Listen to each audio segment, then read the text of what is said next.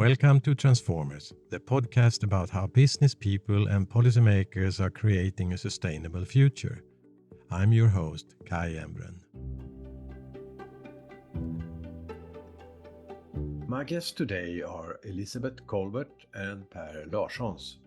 Elizabeth is an American journalist, author, and visiting fellow at Williams College. She's best known for her Pulitzer Prize winning book, The Sixth Extinction and Unnatural History, and as an observer and commentator on the environment for the New Yorker magazine. Her latest book is Under a White Sky, The Nature of the Future. Per is the Sustainability Director at Ragn-Sells, a family-owned recycling business founded in 1881 that today leads the transition into a circular economy, transforming waste into resources to secure the access to raw materials for society. The reason I invited them to Transformers was that Elizabeth wrote an incredible article about phosphorus for the New Yorker magazine, and Per's company Ragn-Sells provides a solution to the problem raised in the article. Welcome to Transformers. Thanks a lot. Thanks for having us. Elizabeth, this summer has reminded us on the ongoing climate crisis.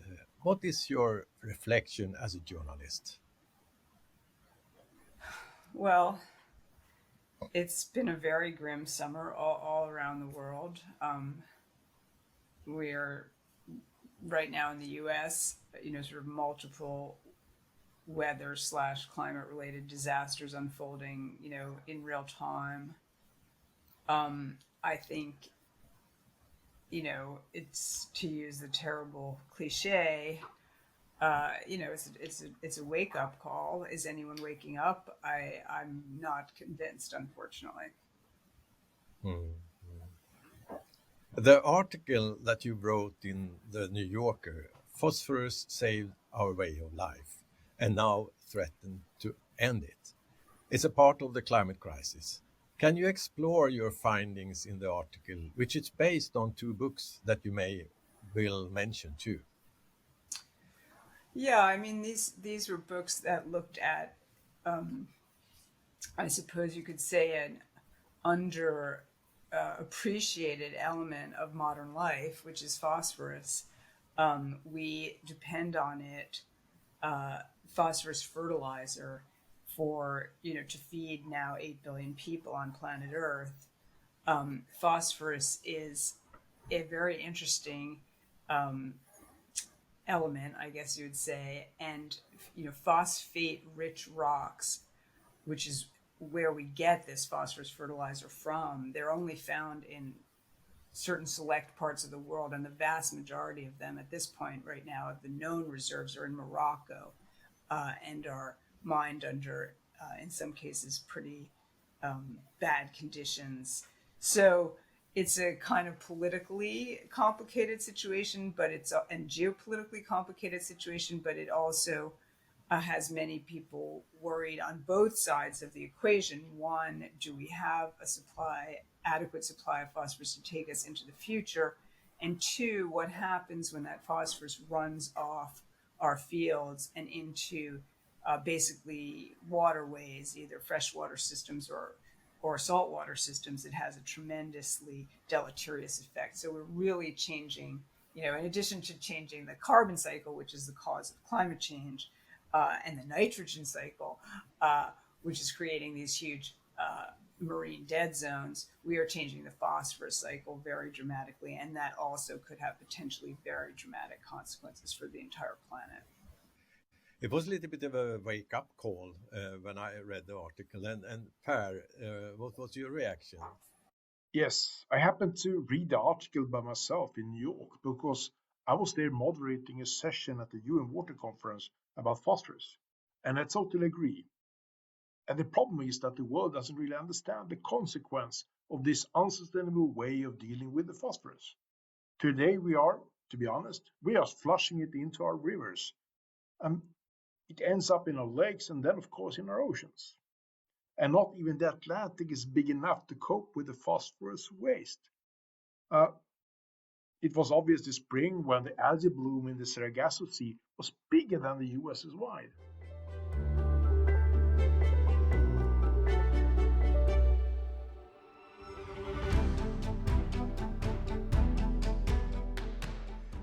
It is a long story, this, Elizabeth. People sort of didn't know, obviously, that crops needed, phosphorus, but they've known for a long time that when you add certain,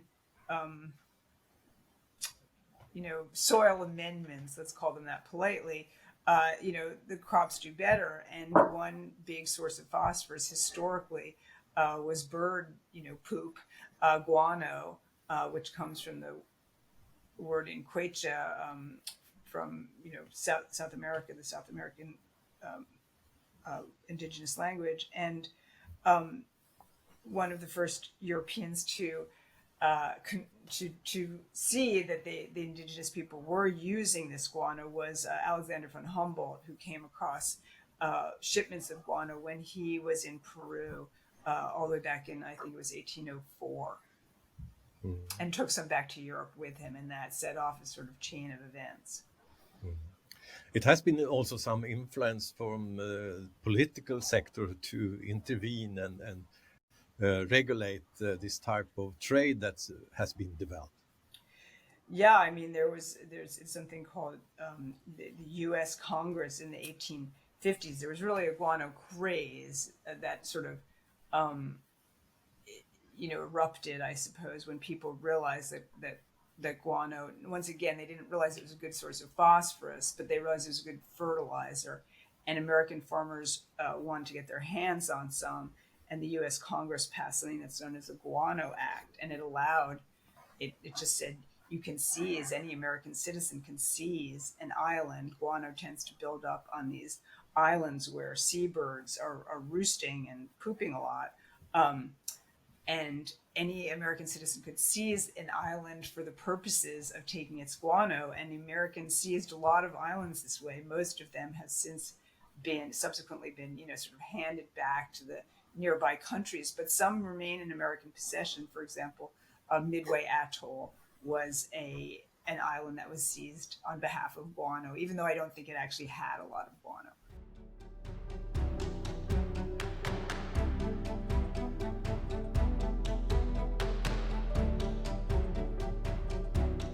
Are we running out of the phosphorus today?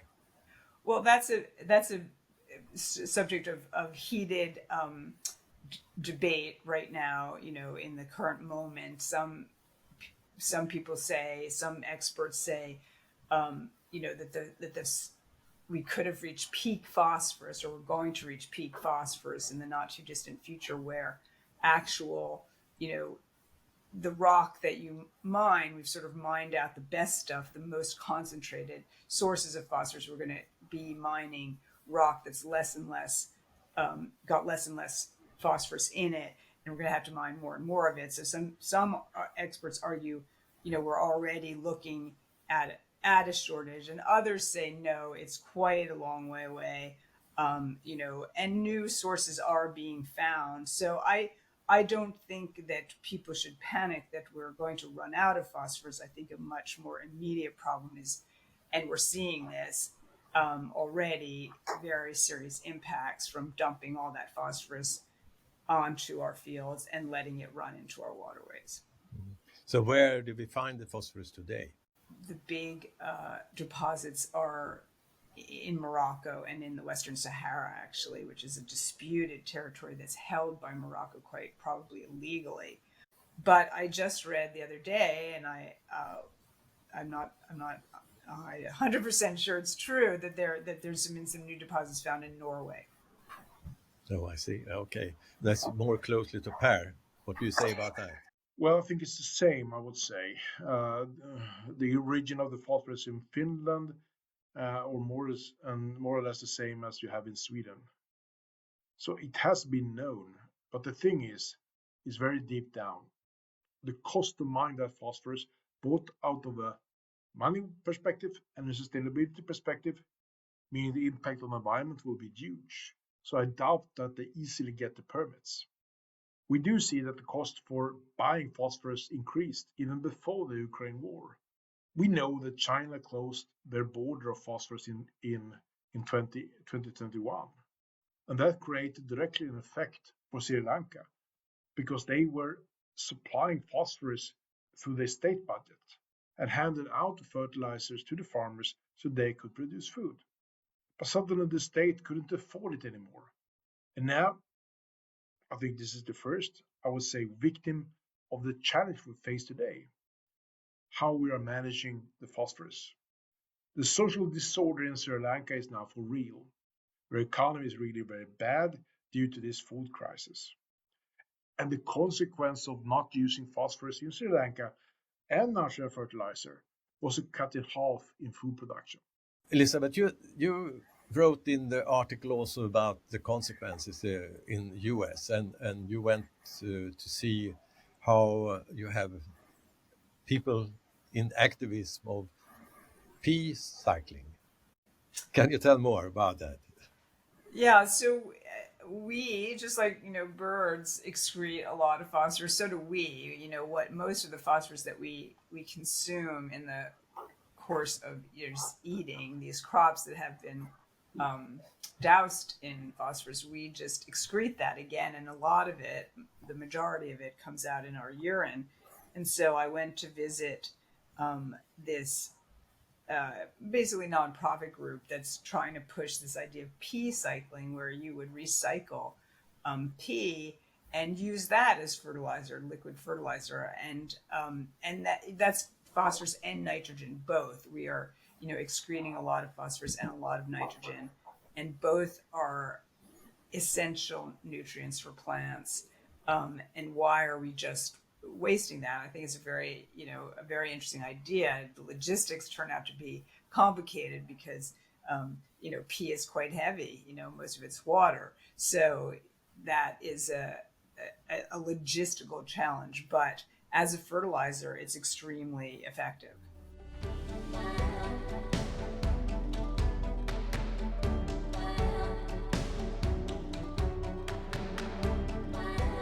Well, Per, if we go into solution and the work you are doing, and do you see how we can feed the planet without poisoning it? First, we need to understand that we need to start to recycle the phosphorus. We're literally, to be honest, having the phosphorus running under our feet in our sewage streams, coming to our sewage plants. And of course, we should not focus on building new wastewater treatment plants. We should build resource plants instead. We are all having a problem in legislation in many countries in the world that we're not allowed to use what we extract from the wastewater. So that needs to be changed. Even if there is now technique available that you can produce a phosphate or phosphorus that are even of a higher quality, higher purity, without contaminants than as a recycled region. And I know there is, as an example, some island in the Pacific that succeeded with taking away the plastic waste from the streets of the island because they gave plastic a value. And suddenly all people started to collect plastics. The same with phosphorus. If we're allowed to use the phosphorus with the high quality we can produce, it will give a good investment and of course then enabling resource plants. Our company has developed those solutions. And we started already, to be honest, in 1881 with phosphorus, not with the innovation, but then we brought back latrines from the inner city of Stockholm to the surrounding farms. Today we have developed chemical circular processes that can extract the phosphorus and they can also extract the nitrogen. So we can take more than 95% of the phosphorus and more than 95% of the nitrogen from the direct water and directly produce a nitrogen fertilizer. And now the UN, or I would say Professor Mark Sutton, has stated or named our innovation as the white nitrogen. Black through fossil fuels, green electricity, nitrogen recycled. So our solutions in hand, but policymakers, please make sure that we are allowed to use it.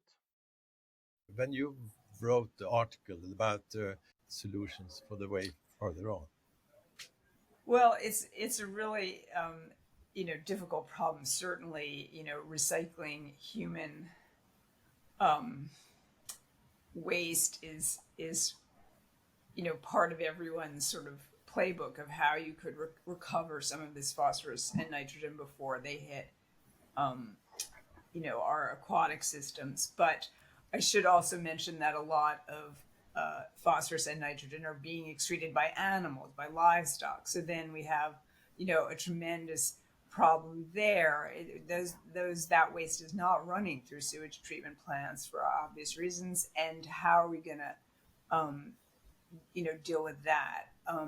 So, people have always put animal waste, back on the fields. Traditionally, that's how things were recycled, but now we have these huge, basically industrial agriculture. We can't even get rid of the stuff, as it were.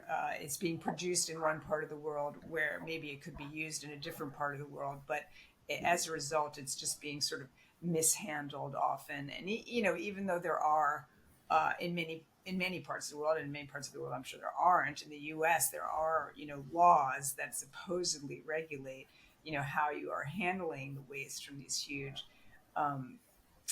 concentrated feeding lots, these just huge operations where many pigs or cows are concentrated. But those laws tend to be observed in the breach, and there's a heavy rain or whatever, and a lot of it is getting washed into the waterways. And, there's huge problems in, for example, the Lake Erie in the US, where there's a lot of feeding lots along a river that leads into Lake Erie, and they're seeing increasing algae blooms in Lake Erie as a result of that animal waste washing into the lake.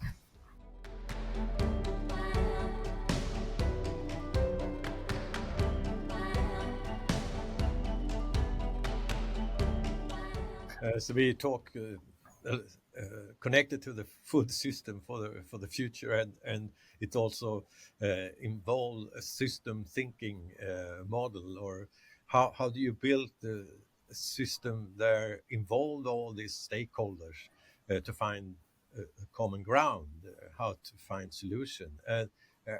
Is a farmer involved in the dialogue, Per or Elizabeth? I can start. The farmer need to be involved in a sustainable circular system. Everybody's part of creating it together. And I totally agree with Elizabeth. Focusing on recycling from the wastewater plant is maybe just 1/3 of the problem, but it's something we can do today. The other 2/3 is that we need to find new ways of working. Precision farming is one of the things that can secure that the phosphorus doesn't end up in the rivers. So the way how we manage our farms will be important. But we have developed a solution that can catch fish poo in the ocean, fish poo and fish sludge from fish farms. And I know that FAO has stated that we need to triple the amount of food that produce in our oceans. But we can't then continue wasting our phosphorus from the fish farms. We therefore need to collect the fish poo, and we have succeeded with solving it. We already now producing energy from the fish poo that we are collecting in Norway, and are now developing a system to both produce phosphorus and nitrogen from the fish poo. So yes, there is solutions for increased fish production in our oceans. There are solutions for wastewater treatment plants, but we need to work together with the farmers to develop the farming. I think that is very, very important. One of the problems is, which is a very, very classic, waste management problem, is you're taking something, you're dispersing this phosphorus across the landscape, right? So you're taking it from a place where it's highly concentrated and in rock and has been sitting there for tens of millions of years, undisturbed, and then you're dispersing it across the landscape, and sort of, the laws of entropy are taking over. It's very, very difficult then to collect it all again, and that's sort of the story of modern life. We just sort of throw things across the landscape, and then we're shocked that they sort of come back to haunt us. We see this over and over again, and we're seeing this with plastic pollution. We just are constantly producing things, chucking them onto the landscape in the form of waste or even as fertilizer, and then we don't like the consequences, and then we have to sort of try to collect everything again. But that's quite difficult because it's uh, now been dispersed to millions of different places. It's just the organizational problem is extremely difficult. Per, we talk both about phosphorus and nitrogen. Can you explain the two fertilizers problem? First, when you are producing your nitrogen fertilizer, maybe 98% is today produced by incinerating natural gas. It's a direct carbon emission. Nitrogen is, of course, you can say the boost, the turbo in food production, so you need it. But the problem is how the nitrogen then is emitted back into the atmosphere. It doesn't just be emitted back to the atmosphere as a nitrogen oxide. In many cases, it is emitted back as a laughing gas emissions. So you have a double or multi-double negative climate potential here. So the nitrogen is needed to increase the food production, but it creates huge environmental challenges. And then when it ends up in our water together with phosphorus, you create these algae blooms. And when the algae dies, they create these seabeds. And we talked about the Atlantic before. We can also talk about the Baltic Sea. I think that's the inner sea that are already lost or close to be lost, negatively affected by the combination of all nitrogen and phosphorus and the increasing temperature. The amount of dead seas in the Baltic is bigger than Denmark and is growing. So in the end, it will be no more fishing in the Baltic if we don't stop working the way we do. So then, of course, the phosphorus are needed because phosphorus is the basic ingredient for life, and there are a lot of phosphorus around us. So we will need to try to recircle the phosphorus in our land already today. But in order to produce more food, especially for the probably 10 billion people that we might be on the planet, we need more food, and we need to eat and consume differently. We need to understand that consumption also need to be changed.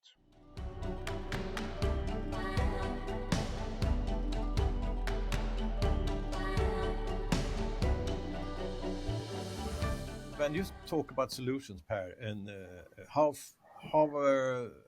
advanced are you in? Do you have a plant in on the market already, or? Our first two phosphorus factories that we now awaiting the environmental permit for, the one first in Germany and the second in Sweden, but they will be followed by maybe tens or more just in Europe. So hopefully before 2030, we will have a lot of them already up and running in Europe. I will say that all megacities in the future, because there we'll have the high concentration of nutrients, and megacities. I think, if I understand it correctly, we will have something like 8 megacities already by 2100. They will not be able to supply themselves with food if they can't bring back the phosphorus to where the food are produced. So they will be our future mine. So I think we can hopefully see a revolution that we don't need to mine the way we're doing today. Instead, we can almost become self-sufficient with recycled phosphorus. And Elizabeth, what was the reaction of your article? Has it been any feedback? I think it's a problem that people were not really aware of. So I think that it got a response in the sense of people saying, "Wow, I didn't realize this," but I don't see high levels of the U.S. government reacting to it. The relationship of geopolitics and climate change impacts on food is a dangerous one. The other week, UN were very clear. They can no longer support people that are hungry with food. They can just support people that are starving. So the food crisis is already here. and it will grow. And it is the poorest people that will be affected. I know that Professor Rockström, together with many other scientists, this summer launched a new version of the planetary boundaries, now with a focus on just transition. And it's important to state we need to feed the whole planet, not just the already rich part that can afford to buy food at higher prices. Elizabeth? No, I think it's a huge, it's a huge, obviously huge issue going forward on so many levels. What's often referred to as the green revolution, the new plant varieties, rice and wheat in particular, that were bred in the 60s and that are now very, very widely grown, and that many people credit with having averted terrible hunger in the 70s and 80s, as our population has really doubled since the 60s, more than doubled the global population. But those crop varieties are very nutrient hungry. They need a lot of inputs.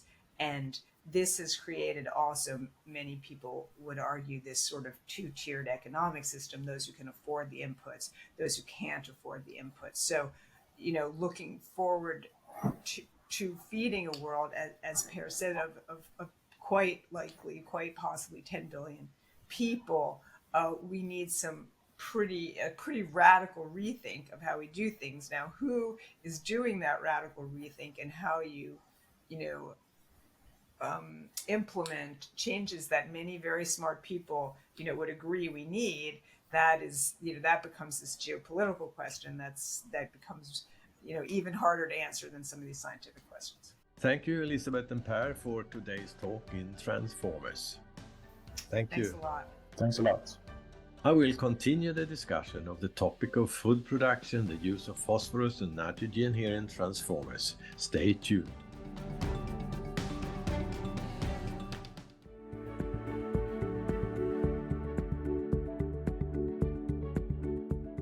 I'm Kai Embren. Follow me on Twitter and LinkedIn, where I will be announcing the future guests to this podcast.